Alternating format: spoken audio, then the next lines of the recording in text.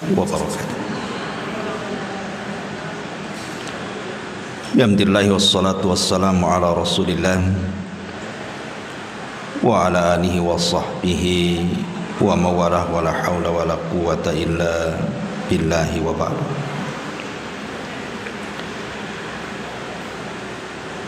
Alhamdulillah, segala puja dan puji hanya milik Allah subhanahu wa ta'ala. Salawat dan juga salam kita hadiahkan kepada Rasul kita Nabi besar Muhammad sallallahu alaihi wa ala alihi wasallam. Tema di pagi hari ini insyaallah kita akan membahas tentang 28 adab di dalam berdoa.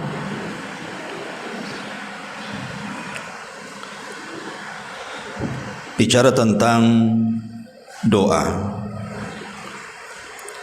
Nabi SAW mengatakan bahwa doa itu adalah ibadah.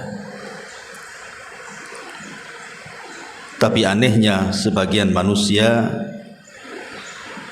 tidak menganggap doa itu sebagai nilai yang sangat berharga dalam hidupnya.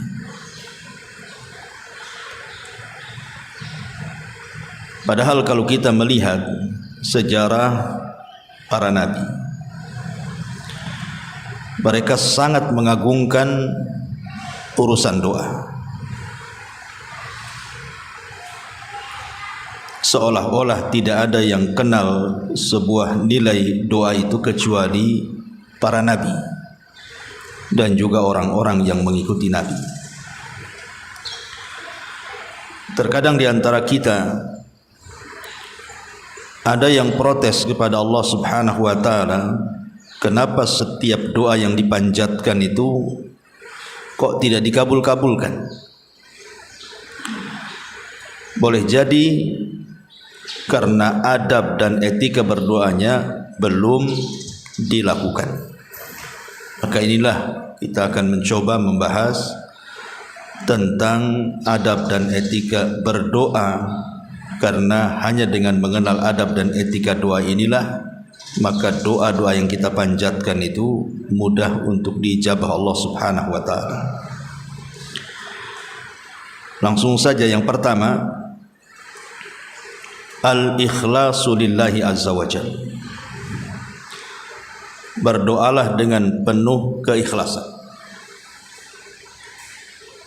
Karena Allah sendiri yang mengatakan dalam surah Ghafir ayat 14, fad'ullaha mukhlisina lahuddin walau karihal kafirun.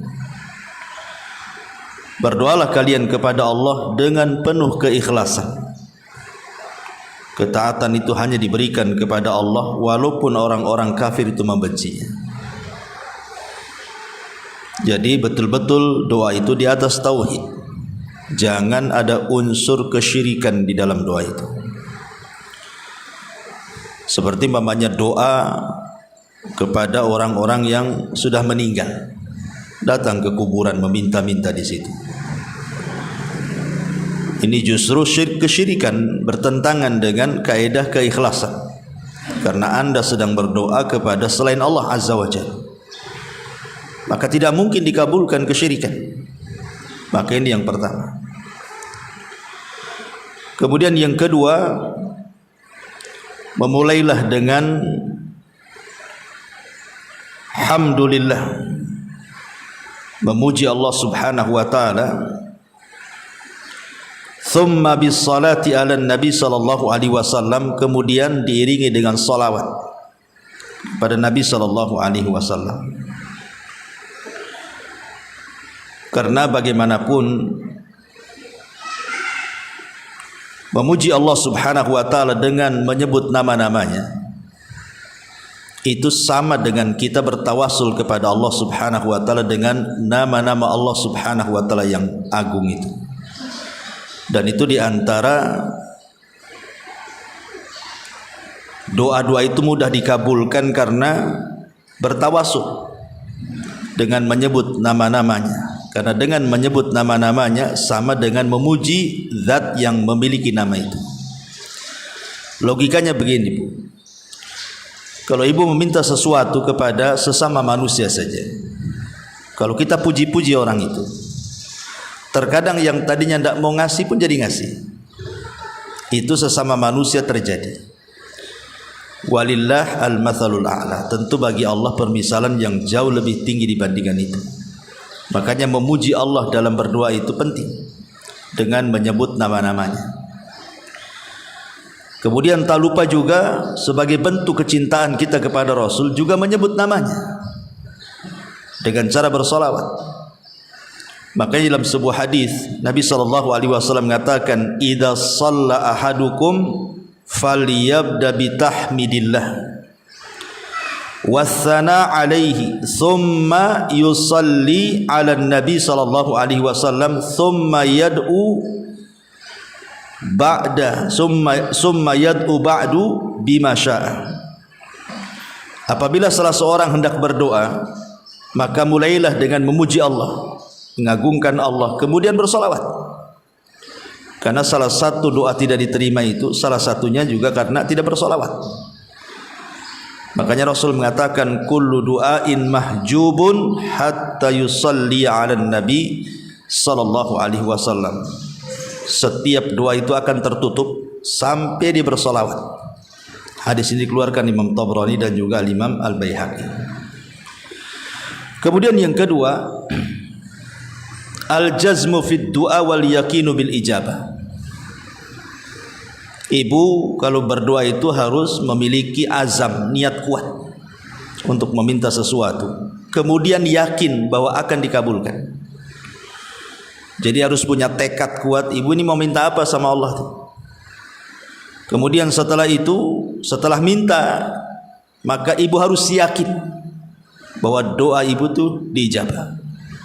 Ini juga penting, karena Nabi SAW mengatakan, la yaqulanna ahadukum Allahumma ighfirli in syi'ta, Allahumma arhamni in syi'ta, liya'zamal mas'alata fa innallaha la mukriha lahu, atau liya'zimal mas'alata fa innallaha la mukriha lahu. Rawahul Bukhari wa Muslim. Kata Rasul, tidak boleh salah seorang di antara kalian itu mengatakan, ya Allah ampuni aku jika kau mau, ya Allah rahmati aku jika kau mau. Tapi harus memantapkan permintaan itu. Jangan bilang kau mau, itu ragu-ragu namanya. Tidak sungguhan doanya kan. Masa ya Allah ampuni jika kau mau, kalau enggak ya enggak apa-apa katanya kan. Gimana doa kayak gini? Harus punya azam kuat gitu ya. Kemudian kenapa demikian? Fa innallaha la mukriha lahu. Karena Allah Subhanahu wa taala tidak bisa diatur-atur. Tidak bisa dipaksa. Kemudian dalam riwayat yang lain yang dikeluarkan Imam Tirmidzi dan dihasankan oleh Syekh Albani rahimahullah dari hadis Abi Hurairah radhiyallahu an, Nabi mengatakan, ud'ullaha wa antum muqinuna bil ijabah. Berdoalah kepada Allah dalam kondisi kalian yakin doa kalian pasti dijabah. Wa'lamu, ketahuilah, annallaha la yastajibu du'a min qalbin ghafilin lahin, kata Rasul.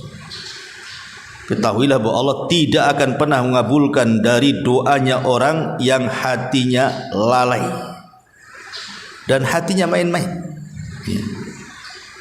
Dari sini penting seseorang itu meyakini pasti diijabah. Karena ada orang yang enggak yakin masalahnya, karena sudah bosan mungkin berdoa ya, kok enggak dikabul-kabulkan. Akhirnya dia berhenti berdoa karena tidak yakin kalau doanya itu diijabah. Ini yang ketiga. Yang keempat, al-ilha fid du'ai wal khusyuk. Harus adanya ilha. Ilha itu artinya merengek bahasa kitanya. Betul-betul meminta, kayak anak kecil minta sesuatu sama ibu kan gimana tuh? Pasti anak kecil itu kan merengek-rengek ya, supaya ibunya ngasih. Maka kurang lebih juga, walillahil mathalul a'la, kalau kita terus merengek di hadapan Allah Azza wa Jal, seperti contoh umpamanya Rasul ketika perang Badar. Nabi SAW betul-betul meminta istighosah kepada Allah agar besok itu perang dimenangkan. Sampai-sampai Nabi SAW tidak sadar itu,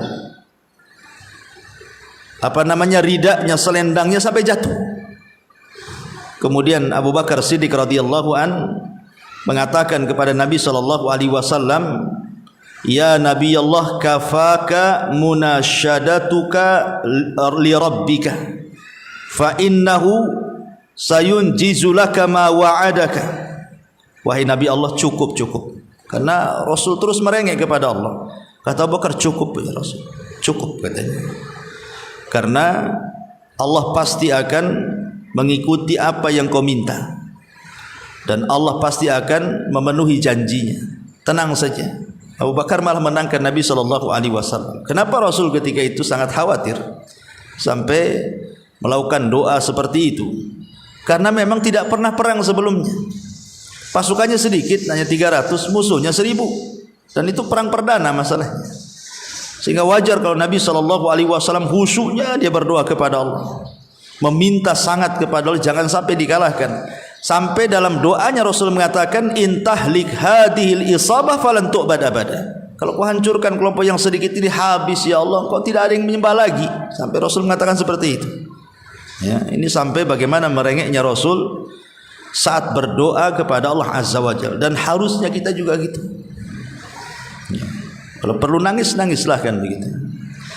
Kemudian yang nomor 5, harus hudurul qalbi fi du'a.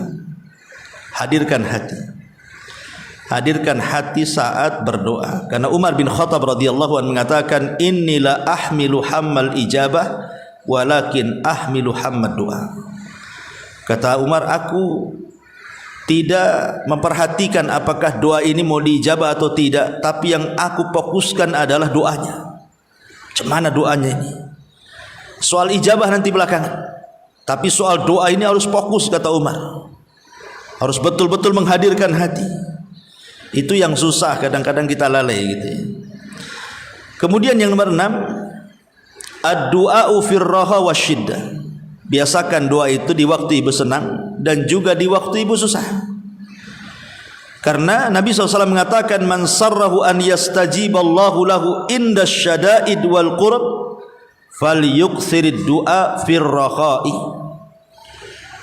Barang siapa yang suka Allah mengabulkan doa-doanya di saat ibu dalam kondisi sulit, maka perbanyak doa di saat ibu sedang senang. Jangan kenal Allah itu di waktu sulit saja, di waktu senang pula lupa sama Allah. Dan itu kenyataannya di masyarakat kan. Ingat Allah itu kalau sudah nikmatnya hilang. Ya, umpamanya seseorang ketika sehatnya susah untuk beribadah, sekali kecelakaan, tabrakan, tidak bisa jalan, baru dia teringat. Kenapa waktu sehat seperti ini? Makanya lihat orang-orang sakit itu lebih banyak zikir kan.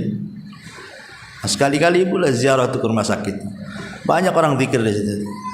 Coba kau disehatkan bu, keluar rumah sakit nyanyi dia, kan zikir lagi kan itu. Jadi ini juga diantara poin yang ke-6. Yang ke-7, la yus'alu illallah wahda. Tidak meminta sesuatu kecuali hanya tujuannya meminta kepada Allah. Jangan Allah itu dijadikan sampingan. Ketika sakit disandarkan kesembuhan kepada dokter, kepada obat. Ketika dokter angkat tangan, obat tak manjur lagi, baru pasrah sama yang di atas. Kan enggak seperti itu. Minta kesembuhan kepada Allah, dokter obat itu sebab saja. Ya, makanya kalau berdoa itu meminta sesuatu kepada Allah dulu. Ibu ada masalah, jangan ngadu dulu kepada orang, apalagi ngadu ke Facebook. Mana bisa Facebook kasih solusi? Ngadu ke yang punya masalah, karena dia juga yang mengangkat masalah kepada Allah.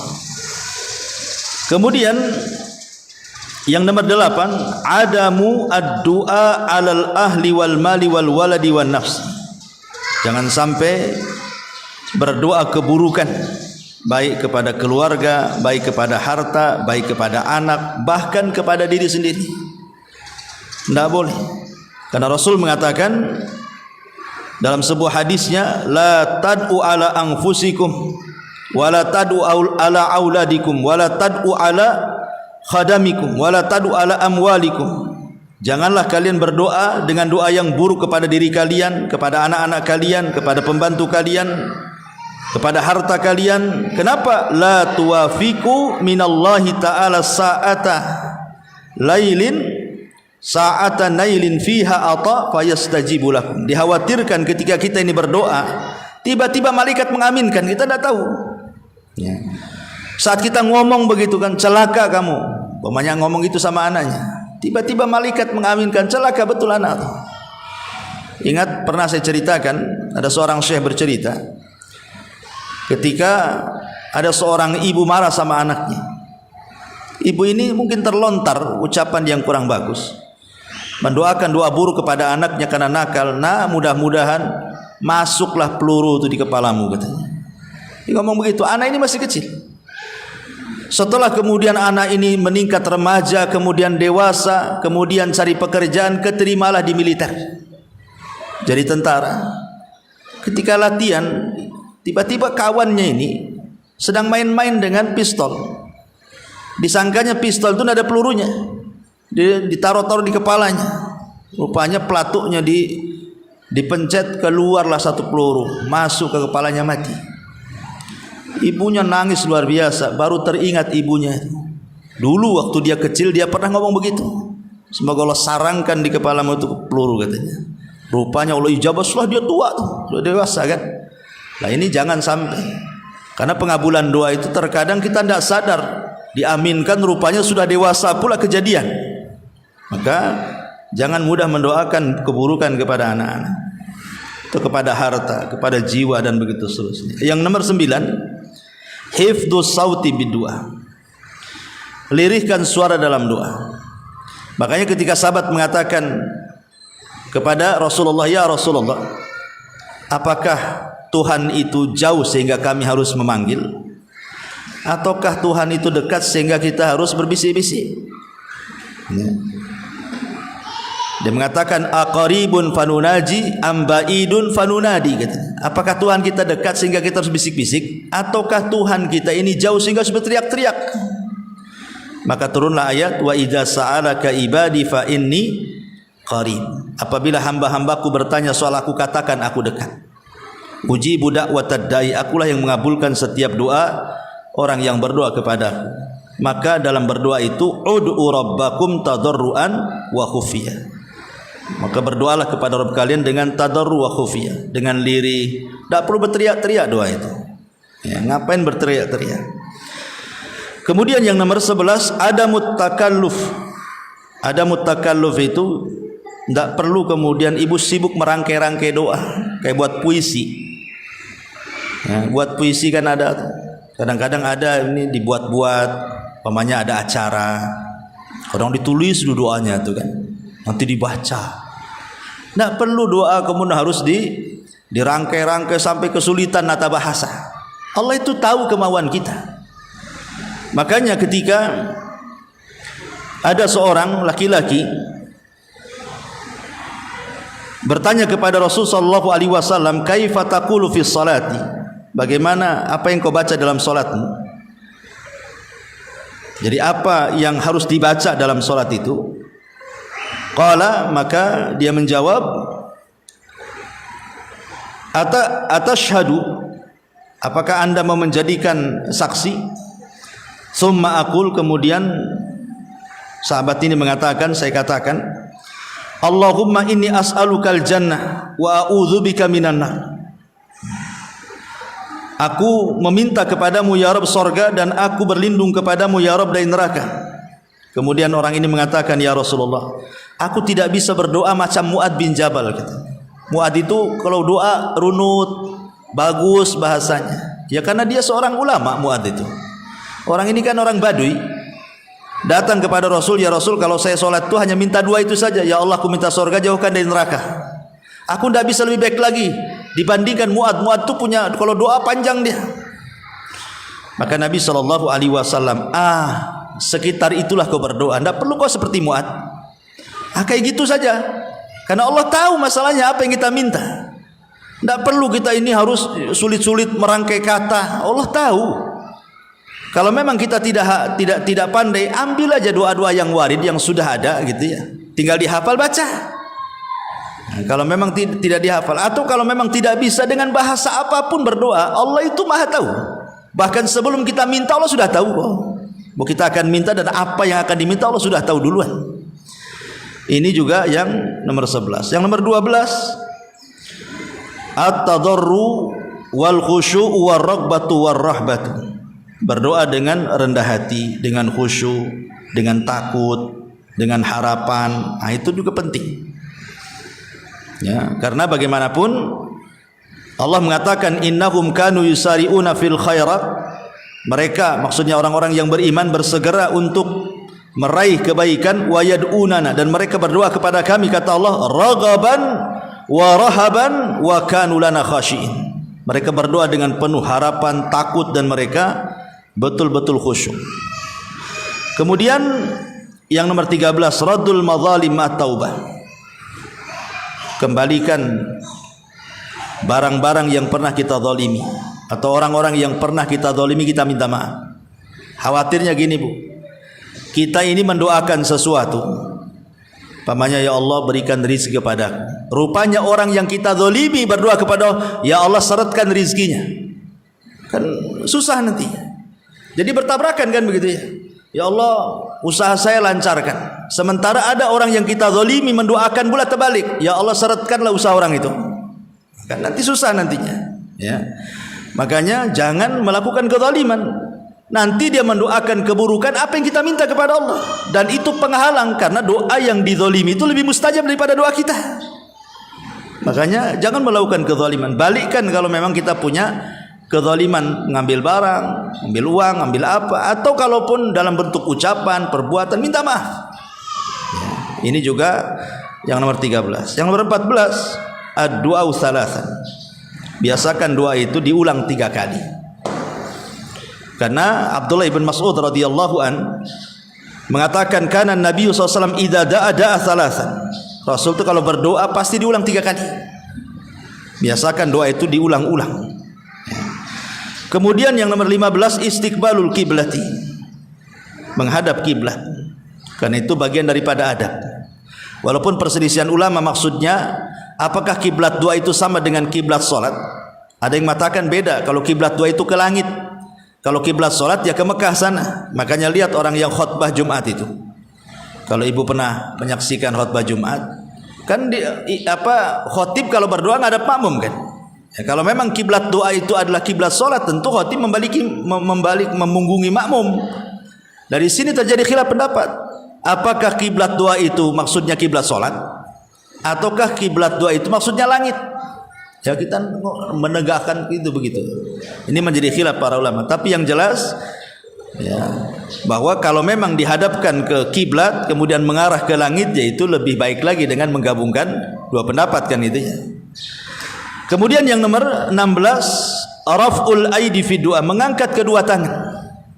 Ingat, ini kan kita bicara masalah doa masalah ya. Doa itu ada dua. Ada dua ibadah. Dua ibadah itu maksudnya doa rutinitas. Ah, itu tidak perlu ngangkat tangan. Ibu masuk kamar mandi, itu aja yang dibaca doanya kan. Tidak perlu ngangkat tangan karena itu rutinitas. Maksudnya doa yang kita bahas ini doa ketika ibu ada masalah, supaya masalahnya dihilangkan. Angkat tangan. Karena Allah itu malu kalau seandainya ada orang yang mengangkat kedua tangan kemudian tidak diijabah. Ya. Kemudian juga yang nomor 17, kalau bisa berwudu, walaupun ini bukan syarat ya. Doa itu tanpa wudu pun tidak ada masalah. Tapi kalau berwudu, kata Syekh bin Baz rahimahullahu taala, maka itu lebih afdal lagi. Kemudian yang nomor 18, alla ya'tadiya fid du'a. Jangan sampai dalam berdoa itu melampaui batas. Melampaui batas itu ya seperti meminta sesuatu yang diharamkan. Ya Allah, muluskan nih, saya nanti malam mau nyuri nih. Masa mau nyuri pula minta dimuluskan kepada Allah? Nah, ini kan tidak boleh. Ini melampau namanya kan.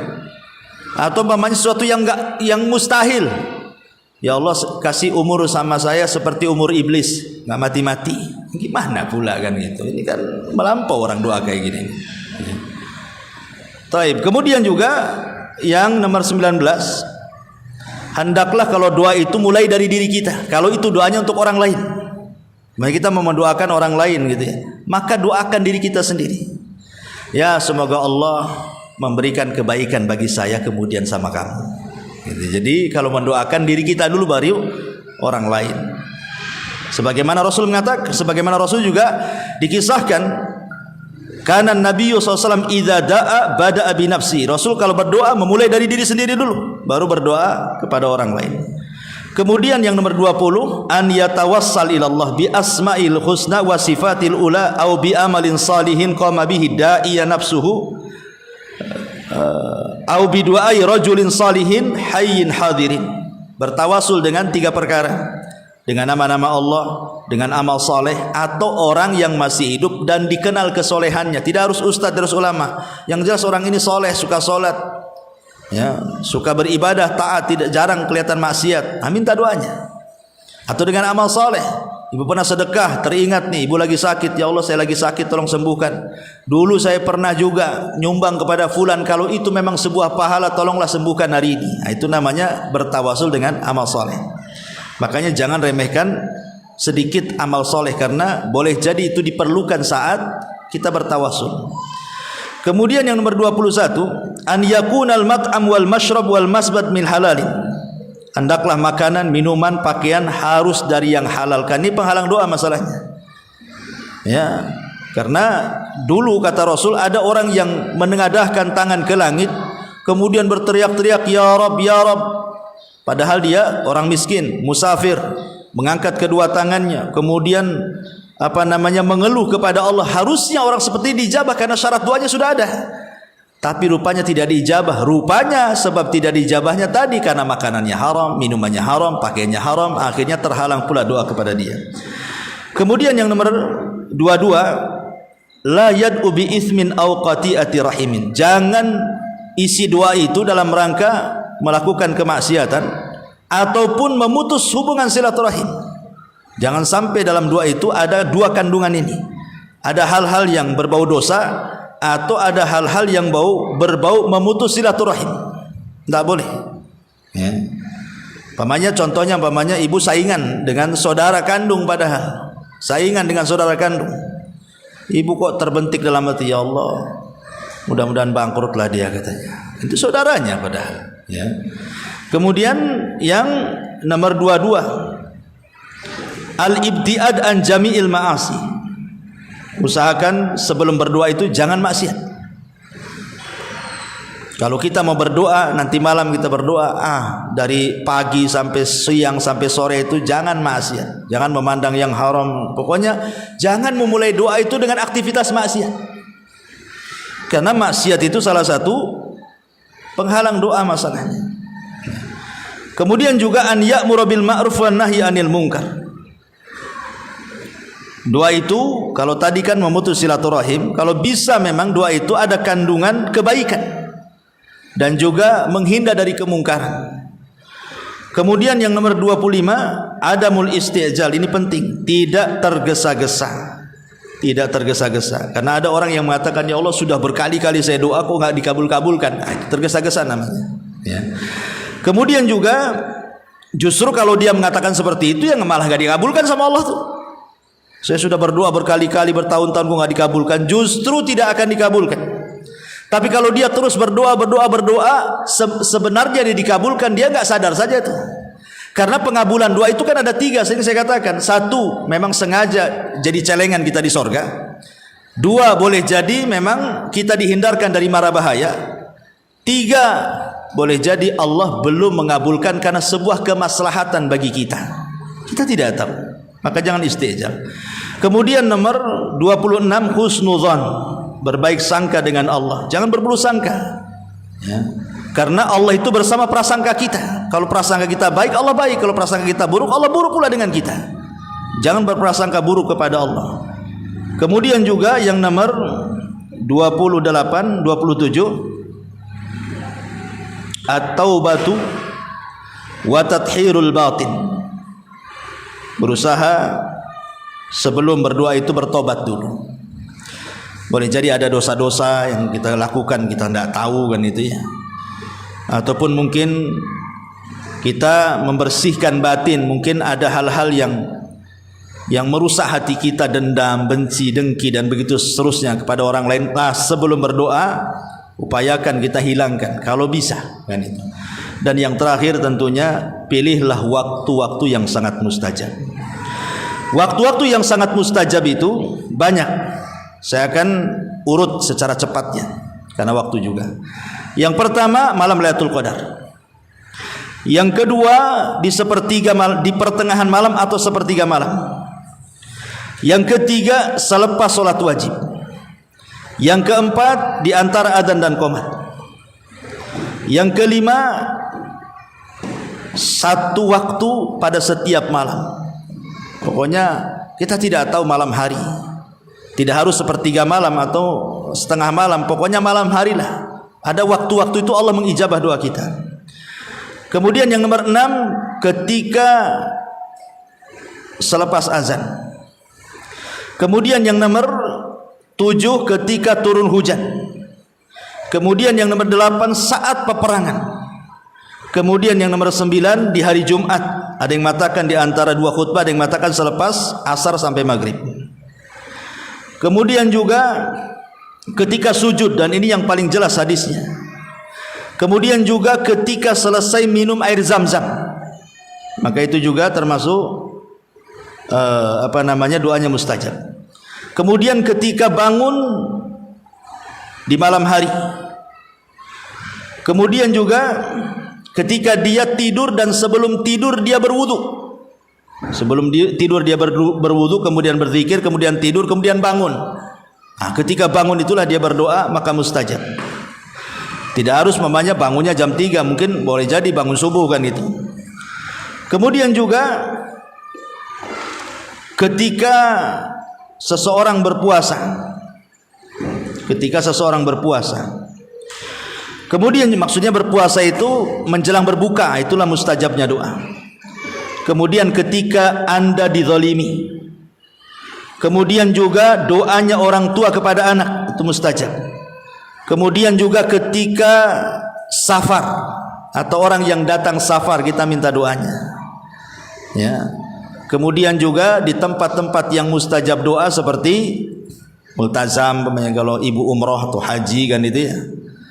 Maka itu banyak tempat-tempat doa saat haji dan umroh itu, maka itulah kesempatan untuk berdoa kepada Allah Subhanahu wa taala. Ini juga di antara waktu-waktu yang penting kita memulai dengan doa. Taib, ma'asyiral muslimat yang dimuliakan Allah Subhanahu wa taala, sedikit kita bentangkan dengan membahas sedikit sejarah. Tadi di mukadimah sudah saya katakan bahwa doa itu memiliki nilai yang sangat tinggi di hadapan Allah. Karena Rasul yang mengatakan laisa syai'un aqram indallahi minad doa. Tidak ada sesuatu yang lebih istimewa di hadapan Allah Subhanahu wa taala itu dari ibadah-ibadah itu kecuali doa. Karena doa itu masuk pada semua ibadah, Bu. Doa itu semua ibadah yang kita lakukan pasti terkandung doa di situ. Mau ibadah apa saja, sebutkan. Mau ibadah mahdhah, mau ibadah ghairu mahdhah gitu ya. Semua ibadah itu terkandung doa di situ. Minimalnya ketika saat kita selesai melakukan sebuah ibadah itu kan kita berharap bahwa ibadah diterima dan ibadah ini menghasilkan surga. Makanya doa itu masuk pada semua ibadah. Dan tidak ada yang tahu nilai sebuah doa itu kecuali para nabi. Lihat, saya contohkan Nabi Allah Yunus alaihi salatu wassalam. Ketika Allah Subhanahu wa taala menguji Nabi Yunus gara-gara dia meninggalkan Nainawa, satu negeri di Irak, sebelum Allah izinkan. Karena ketika itu Nabi Yunus menganggap kaumnya tidak ada yang beriman. Padahal setelah kepergiannya kaumnya pula beriman. Dan tidak ada satu nabi yang semua kaumnya beriman kecuali Yunus. Yunus tidak tahu kalau kaumnya beriman, dia keburu pergi masalahnya. Ya. Tiba-tiba kemudian Allah Subhanahu wa taala memberikan ujian kepada Yunus karena dia pergi sebelum diperintah. Ketika kemudian dia berada di atas perahu, tiba-tiba nih perahu ini diputar-putari ikan besar, sehingga penumpangnya ketakutan karena ada ikan besar. Karena hiu itu mungkin muter-muter di kapal itu, sehingga penumpangnya ketakutan. Ini bisa saja kemudian kapal ikan lebih besar dari kapal ini bisa saja menerkam semua yang ada di perahu. Sehingga akhirnya orang-orang ini berusaha mengundi, ini harus dikorbankan satu, dikasih makan dibiar pergi gitu maksudnya. Akhirnya diundilah satu kapal itu. Rupanya yang keluar pas dikocok Nabi Yunus. Orang-orang memandang, janganlah, nampaknya dia orang soleh katanya. Yang lain saja, kalau bisa preman aja lah masukkan gitu. Ini nampaknya orang soleh ini. Dikocok lagi Yunus lagi, Yunus lagi. Di sini baru perasan Nabi Yunus tuh. Mungkin ini kesalahan saya karena meninggalkan kaumnya begitu saja. Makanya Yunus akhirnya dijadikan umpan ikan itu. Tapi Allah Subhanahu wa taala dia yang menyutradarai semuanya. Dia memerintahkan kepada ikan itu telan dan jangan kau kunyah. Telan saja, jangan dikunyah. Kalau dikunyah matilah orang. Maka ikan itu kemudian hanya nelan saja. Maka Yunus berada di perut ikan itu. Apa yang dilakukan? Di tengah tiga kegelapan, kegelapan perut ikan, kegelapan dasar lautan, kegelapan tengah malam, harusnya Yunus meninggal di situ. Tapi Yunus tidak berhenti dari doa dan zikir. Terus dia berdoa. Dia mengatakan, la ilaha illa anta subhanaka inni kuntu minadh dhalimin. Apa kata Rasul? Siapapun yang berdoa dimukodimahi dengan doanya Nabi Yunus pasti mustajab. Jadi kalau ibu berdoa, dimulai doanya dengan la ilaha illa anta subhanaka inni kuntu minadh dhalimin, baru kemudian berdoa yang lainnya, pasti mustajab kata Rasul.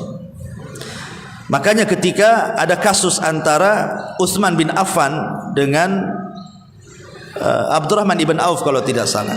Jadi Abdurrahman ibn Auf ini melihat Utsman di masjid, kemudian mengucapkan salam, assalamualaikum, tak dijawab. Assalamualaikum, tak dijawab. Assalamualaikum, tak dijawab. Marah Abdurrahman bin Auf ini. Ada apa ini? Karena kalau orang dulu mengucapkan salam kok tidak dijawab itu kan aib. Ya, kita saja kalau mengucap salam sama orang enggak dijawab, kayaknya ada sesuatu sama saya tuh. Marahlah Abdurrahman bin, nyari Umar bin Khattab yang ketika itu menjadi Amirul Mukminin. Ya Umar, ya Amirul Mukminin, tadi aku ketemu Utsman di masjid. Aku bacakan salam 3 kali tak dijawab-jawab katanya. Maka Utsman manggil Umar ini dan mengatakan, ya Utsman, betul. Kata Utsman, enggak, aku enggak dengar katanya. Aku sampai teriak-teriak. Kata Utsman, aku enggak dengar. Memang aku enggak dengar kata Utsman itu. Makanya aku tidak aku jawab katanya. Utsman kemudian bercerita, masalahnya ketika itu aku melamun. Aku melamun dulu katanya. Aku pernah bermajelis bersama Nabi gitu. Nabi mengatakan siapapun yang berdoa dengan doa ini pasti mustajab. Aku tidak tahu lafadznya. Karena ketika itu Rasul disibukkan dengan orang Arab Badui ngobrol, belum diajarkan lafadznya, langsung pergi Rasul. Jadi aku ini terpikir apa itu lafadznya itu. Abdurrahman bin Auf mengatakan aku ingat katanya. Karena aku pun ada di situ ketika Rasul pergi, aku ikuti dari belakang katanya. Kemudian aku tanyakan langsung kepada Rasul. Kata Rasulullah kemudian bersabda seperti ini, siapapun yang berdoa dengan doanya Nabi Yunus sebelum dia berdoa yang lainnya pasti mustajab. La ilaha illa anta subhanaka inni kuntu minadh dhalimin. Lihat bagaimana nilai sebuah doa, akhirnya Nabi Yunus diselamatkan. Karena doa itu silahul mukmin, senjatanya orang Islam. Ya. Nabi Ayub alaihi salatu wassalam yang sudah saya ceritakan bagaimana Allah uji dengan berbagai macam ujian. Tidak ada manusia seberat Ayub ujiannya. Hartanya ludes, anaknya semua mati, diberikan penyakit pula yang tidak ada pada kaumnya, sehingga orang menuduh bahwa Ayub itu melakukan kemungkaran yang tidak pernah dilakukan orang, sehingga Allah kutuk dengan penyakitnya. Terpaksalah Ayub karena dituduh menular penyakitnya harus hijrah, meninggalkan kampungnya, hidup dengan istrinya di tengah padang pasir. Kurang apa ujian kayak gini coba? Ibaratnya ibulah, ya, ludes hartanya, kemudian anak-anaknya meninggal, dikasih penyakit, diponis itu penyakit menular sama orang kampung. terpaksalah hijrahlah di hutan Jabal Uhud sana. Kira-kira kuat, kalau enggak gila ya matilah ibu di situ tuh. Tapi lihat bagaimana kesabaran Nabi Ayub, luar biasa. Nabi Ayub tidak pernah mengeluh dengan penyakitnya. Itulah hebatnya Nabi Ayub. Makanya wajar kalau dia menjadi imamus sabirin itu, karena tidak pernah mengeluh. Justru istrinya yang tidak tahan. Dia mengatakan, ya Nabi Allah, kau kan seorang Nabi, berdoalah kepada Allah. Dirayu sama istrinya, berdoalah kepada Allah, kau seorang Nabi, nanti Allah akan kabulkan doa. Tapi Nabi Ayub mengatakan, wahai istriku, sekarang saya mau tanya, berapa tahun Allah memberikan nikmat kepada kita? Coba. Kata istrinya 70 tahun. Berapa tahun ujian yang Allah berikan kepada kita? 18 tahun. Kata Nabi Ayub, belum balance. Kita ini baru diuji 18 tahun, Allah kasih nikmat 70 tahun katanya. Kalaupun kata Nabi Ayub kita diuji dengan Allah memberikan nikmat yang sama, tahunnya sama. Oke, diuji 70 tahun, dikasih nikmat 70 tahun. Ini bagiku kata Nabi Ayub belum sebanding katanya. Tapi namanya Ayub juga manusia, Bu. Dia bukan malaikat, ya. Adalah kawannya dua orang ini, entah bincang-bincang, kedengaran pula sama telinganya Nabi Ayub itu. Apa perbincangannya? Yang satu mengatakan sama kawannya, jangan-jangan si Ayub itu penyakit-penyakitnya kok nggak pernah disembuh-sembuhkan ya? Jangan-jangan dikutuk oleh Allah. Jangan-jangan dia melakukan dosa yang tidak pernah dilakukan kaumnya. Kata kawannya, jangan ngomong begitu. Kayak ibu lah biasa kan, hus gitu ya. Kayak ibu kan itu ya. Janganlah kayak gitu katanya. Ya kemudian kawannya nyaut lagi, kalau bukan kutukan apa namanya? Kok tidak pernah penyakitnya adalah yang sembuh? Ini makin parah penyakitnya. Kalau bukan kutukan apa namanya katanya? Kedengaran ke telinga Ayub tuh. Dari situlah diberdoa Nabi Ayub. Tapi doanya pun tidak secara terang-terangan, tidak mengeluh kayak kita, tidak. Ayub hanya mengatakan, dia mengatakan, ya Rabb, inni massaniyadz-dzur wa anta arhamur rahimin. Hanya itu saja Ayub ngomong itu. Ya Allah, aku yakin bahwa ini penyakit ini datang dari kamu, dan aku yakin tidaklah engkau memberikan ujian kepadaku kecuali karena sayangmu kepada hambamu. Ayub tidak mengatakan ya Allah sembuhkan penyakitku, enggak. Ayub hanya mengatakan engkau itu zat yang maha penyayang. Maksudnya di balik penyayang itu ya tolonglah sayangi aku, sembuhkan gitu ya. Tapi Ayub tidak menyebutkan objeknya tuh. Kalau kita kan langsung kan, ya Allah saya ini asam urat, tolonglah sembuhkan asam urat saya. Kan itu. Saya ini penyakit gula, tolonglah sembuhkan gula saya. Tapi Ayub tidak. Dia hanya mengatakan dengan lembutnya, dengan bahasa seperti itu. Tapi Allah tahu keinginan Nabi Ayub itu. Makanya kemudian ketika dia mandi, Allah katakan, hentakkanlah kakimu itu ke bawah, nanti keluar air. Mandi kau di situ. Akhirnya dihentakkan kakinya, betul keluar air, mandi di situ. Semua penyakitnya hilang. Habis hilang, tiba-tiba datang hujan. Hujannya bukan air, belalang emas. Satu rumah belalang emas itu. Kaya lagi lah Ayub. Kemudian istri disuburkan lagi, anaknya 2 kali lipat daripada yang sebelum dia meninggal tuh anak-anaknya. Ada yang mengatakan awalnya anaknya 14, 2 kali lipat, 28 kan anaknya. Itu karena kesabaran dan doa. Itulah bagaimana kemudian para nabi menghargai sebuah doa. Dan banyak kisah-kisah para nabi yang luar biasa, mereka menghargai doa. Bahkan Nabi SAW banyak sekali mengajarkan doa kepada kita. Banyak kalau kita ini ya, baik doa yang sifatnya doa ibadah gitu ya, sebelum tidur ada doanya, setelah tidur ada doanya, masuk WC ada doanya, keluar WC ada doanya, pakai pakaian ada doanya, lepas pakaian ada doanya, masuk masjid ada doanya, keluar masjid. Semua Rasul ajarkan tuh doa tuh, macam-macam doa. Mungkin kalau kita baca setiap hari itu tidak sanggup saking banyaknya tuh. Karena Rasul paham apa itu doa. Nilai sebuah doa itu luar biasa ya. Wallahu alam, ini secara singkatnya karena juga waktu. Taib, sebelum saya tutup, kalau ada yang pertanyaan silakan.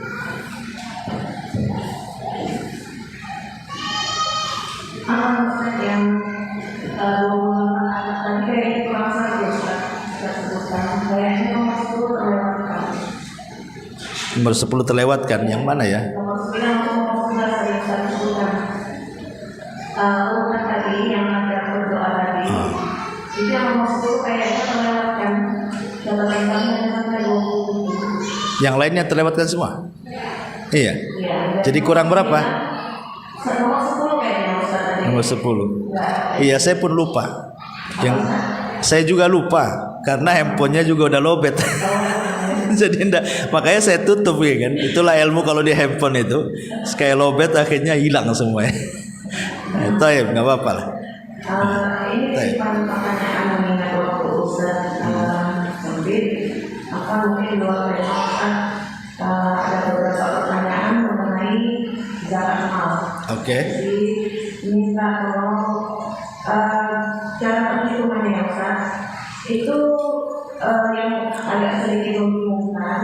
Jadi seandainya ini kita punya harta dari bulan yang dikatakan cukup haul dan nisabnya itu mulai kayak mana cara hitungnya Ustaz? Saya kayak ini mulai bulan Agustus punya harta sekian, September terus apakah itu berarti Agustus tahun depan dikeluarkan semua atau kayak mana itu?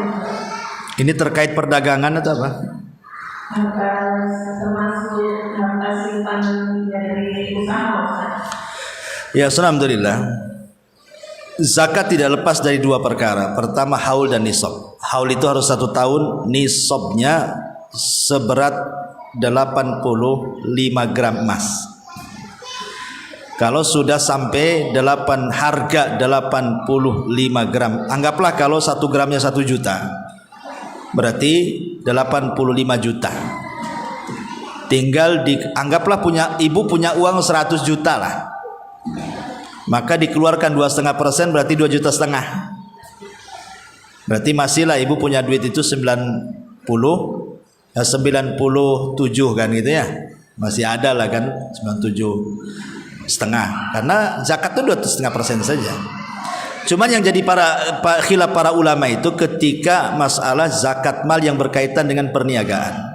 Atau ibu punya rumah dikoskan atau punya kendaraan disewa-sewakan atau ibu seorang peniaga gitu. Yang jadi khilaf para ulama itu, apakah zakat itu hanya diambil keuntungannya ataukah dengan urudu tijarahnya, artinya modal dan untung dihitung,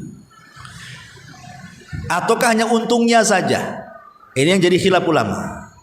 Ada yang mengatakan modal dan untungnya dihitung setelah 1 tahun. Kemudian kalau yang sudah jadi kebutuhan ibu ya tidak dihitung. Umpamanya sudah udah tiap hari makan. Ini maksudnya kan sisa uang. Umpamanya tiap bulan dapatlah untung 10 juta untuk makan 5 juta, berarti bisa nabunglah 5 juta lagi. Sudah dikumpul 1 tahun, berarti kan sudah cukup nisabnya. Kalau sudah cukup nisabnya berarti cukup haulnya. Kalau cukup haulnya dikeluarkan zakatnya. Ya. Cuman ulama mengatakan, ada yang mengatakan cukup keuntungannya saja dihitung, modalnya tidak perlu. Tapi ada juga yang mengatakan modal dan untungnya juga dihitung. Ini khilaf ulama masalah di sini. Ya, terserah ibu mau ngambil. Kalau ibu paling enak ya untungnya aja lah. Ini yang sedikit membingungkan itu haulnya itu Ustaz. Kalau haul kan jelas saja, umpamanya ibu buka usaha kapan? Umpamanya 1 Agustus, nanti tahun depan lagi lah 1 Agustus keluarkan. Dan 1 tahun itu tidak harus saklek bu, maksudnya yang jelas 1 tahun lebih tidak apa-apa, jangan 1 tahun kurang. Kalau 1 tahun lebih kan kita sudah jelas haulnya kan, umpamanya lebih 1 bulan, umpamanya karena kita ingin mengambil Ramadannya, harusnya Sya'ban itu harus dikeluarkan. Tapi karena kita ingin mengambil keutamaan waktu, nunggu Ramadan tidak ada masalah.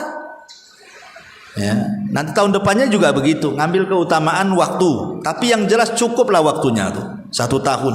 Jadi maksudnya ini ya Ustaz, setelah mencapai nisabnya, misalnya bulan Agustus ternyata mencapai nisabnya 85 gram emas, berarti yang ini tahun depan baru ya Ustaz, baru dikeluarkan. Ya tidak, dari mulai usaha, dari tahun kemarin umpamanya. Tahun kemarin usaha sampai tahun ini kok sudah keuntungannya sudah sama dengan 85 gram emas. Ya langsung keluarkan. Langsung. Iya langsung keluarkan. Ya, yang jadi masalah itu kan kadang-kadang yang jadi polemik di masyarakat itu adalah ketika muncul zakat-zakat. Ada juga dulu kawan-kawan yang kerja di kantor, mereka diharuskan dipotong gajinya, alasannya untuk zakat mal. Ya, tidak bisa memotong gaji orang untuk zakat karena belum cukup haulnya. Nggak boleh, cukupi haulnya dulu baru dipotong. Kalau dipotong, ya namanya kebutuhan hidup. Kalau dia memotong gaji zalim lah, nggak boleh kan? Nah, itu kalau zakat mal dikumpulkan lu setahun, karena dalam setahun ini boleh jadi terpotong dengan kebutuhan. Kan kita tidak tahu kebutuhan kita berapa. Jadi setelah dipotong dengan kebutuhan kita, mungkin kalau pembukuan kan mesti rapi kan gitu. Kalau seandainya uang itu ada, mungkin ada sekitar 200 juta kan itu. Kalau memang menurut pembukuan. Tapi kenyataannya dalam perjalanan hidup kan kita kadang-kadang butuh untuk anak, untuk sekolah, untuk ini, untuk itu. Yang harusnya di buku itu 200 juta karena habis juga dimakan kebutuhan, rupanya tinggal 100 juta. Itulah yang dikeluarkan. Tidak perlu dihitung semua. Pokoknya yang tersisa itulah yang dikeluarkan. Ya, tapi jangan kemudian menipu Allah Subhanahu wa taala dengan cara khilah. Seperti umpamanya gini, saya ibu bekerja sama usaha kambing. Kita tahu bahwa kambing itu ada zakatnya juga seperti sapi. Pada setiap 41 kambing. Akhirnya pas waktu zakatnya, udahlah kita bagi dua aja lah. Ambil 20, saya ambil 20. Biar enggak keluar zakat. Nah, itu enggak boleh, khilah namanya. Ya. Khilah itu enggak boleh. Nah, sama juga ini mau dikeluarkan zakatnya ini. Udah 200 juta ini. Ah, kita jalan-jalan lah. Habis pula 100 juta jalan-jalan. Menghindari zakat maksudnya kan. Maka enggak boleh. Kalau tujuan jalan-jalannya menghindari zakat, ya enggak boleh. Tapi kalau tujuannya memang urgent, di kampung ada orang kawin, ya, saudara juga diundang juga, harus datang juga, terpaksalah habis untuk safar. Nah, itu kan lain ceritanya. Nah, memang dia nggak niat lari dari zakat kan. Nah, jangan sampai seperti itu maksudnya. Ustaz, itu kan tadi untuk pernyataan. Kalau gaji Ustaz, gaji dari suami misalnya, itu kumpulan mungkin setelah 10 bulan, kumpulan sampai misalnya Ustaz. Terus kapan dikeluarkannya? Kalau 10 bulan belum lah. Ya, maksudnya berarti pada kumpulnya itu kan per bulan. Iya, sampai 1 tahun. Iya, sampai 1 tahun. Baru dikeluarkan. Iya, iya begitu. Dan itu masuk zakat mal penghasilan. Iya, zakat mal penghasilan. Terus satu lagi Ustaz, simpanan itu juga digabung dengan simpanan suami untuk dikeluarkan zakatnya Ustaz. Keluarga maksudnya. Iya. Simpanan istri itu dia punya suami atau solid punya istri sendiri. Pamannya istri kerja sendiri, suami kerja sendiri, atau gabungan. Suami mungkin sisanya dia pokoknya harta istri dia Ustaz. Ya, artinya kalau sudah dikasih suami kan milik istri berarti. Ya. Ya. Kalau seandainya itu apakah digabung untuk mencapai nisabnya itu? Enggak, ya. Kalau solid milik istri itu zakatnya sendiri. Ya, kalau sudah jadi milik istri itu zakatnya sendiri. Tapi kalau memang ya harta gabungan ya dikeluarkan. Seperti istri bekerja sendiri, punya uang sendiri. Suami bekerja punya uang sendiri. Masing-masing sudah sampai nisabnya. Keluarkan zakat masing-masing. Ya, karena kan memang zakat itu kan berkenaan dengan ibadah badan. Ya, ke badan orang yang punya harta itulah dia zakatkan. Ya, dia memang untuk membersihkan badan dia.